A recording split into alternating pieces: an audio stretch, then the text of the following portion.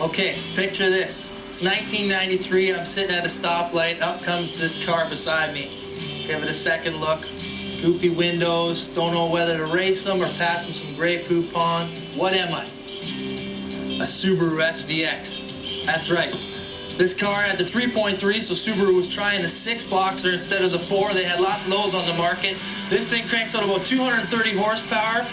The only problem was these things were tanks, so you couldn't stop once you got going, but stopping's for fools. So if you're driving around in the early 90s and you see something go by you, nice little two-door coupe, and you're like, what the heck was that? Chances are it was one of these, SVX, Subaru. You know, I saw a lot of these cars and I never knew exactly what they were. And what they were in the early 90s for Subaru was their flagship. I mean, it was their first step up to a flat 6, the Boxer style engine. They were always running those 4 cylinders. They had that on the market for quite a while. They went to about a 200 horsepower Boxer 6.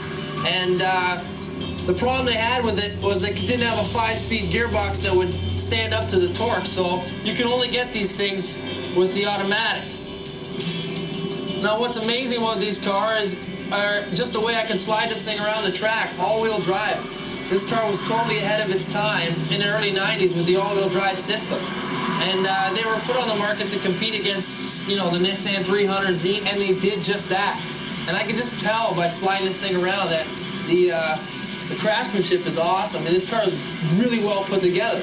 Here's the problem: 3,600 pound curb weight. I mean, these things are heavy.